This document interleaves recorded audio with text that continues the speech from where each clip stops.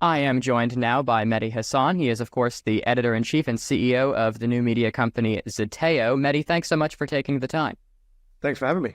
And recently I interviewed Naftali Bennett, of course, the former prime minister of Israel. And I mean, his takeaway that I think he wanted to get across in the interview was something that was very different from what you would hear from someone like President Biden or other American officials. He was saying that he believes people in Canada and the United States don't understand the threat that Hamas poses. But of course, if you go to people in the United States and people who are aligned with President Biden or any other Democrat, in many ways, it seems as if they are, they believe as if they are already doing enough to show support for Israel. So to what extent is this kind of tension just going to complicate geopolitics further, as if it wasn't already complicated enough?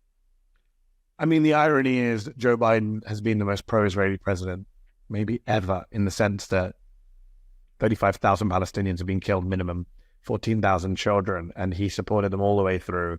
He provided American aircrafts to shoot down Iranian drones recently. He has protected Israel at the UN by using the US veto to protect Israel from UN censure.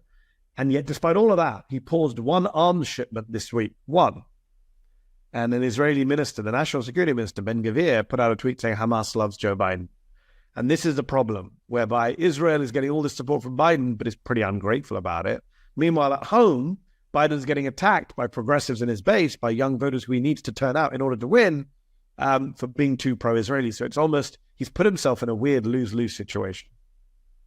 And obviously, there's a lot of divide, as I asked in my first question, as it relates to Democrats and their stance. You have people like John Fetterman, who is about as pro-Israel as it gets on the Democratic side. And then you have members of Congress like AOC, as an example, who are, very much standing with the people in Gaza and the people who are affected.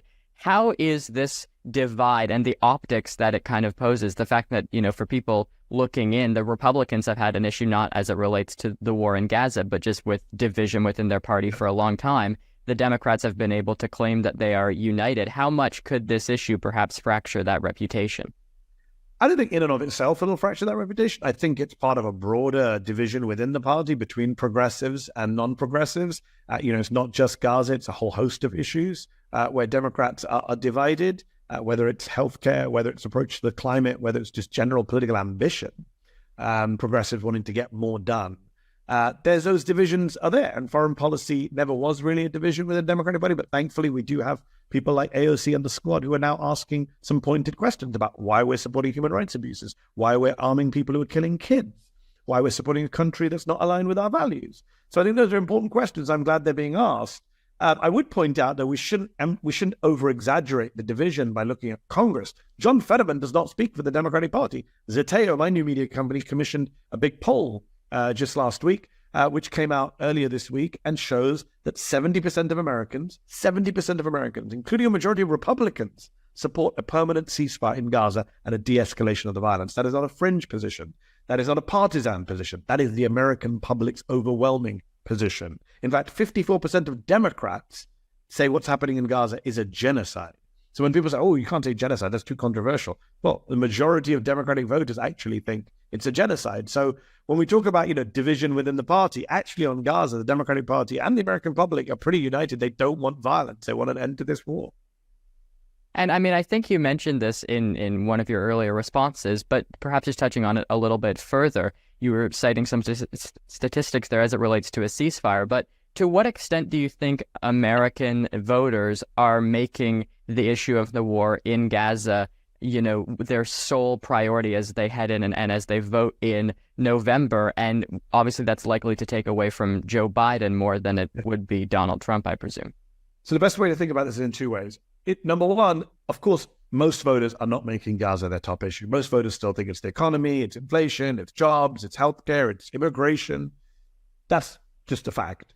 But, as I said earlier, in a very close election, even if only 1 or 2% of your base is saying Gaza is my number one issue, and for example, Arab American voters in Michigan who say we will never vote for Joe Biden. We cannot forgive him for supporting a war that's killed multiple members of our families back home, right?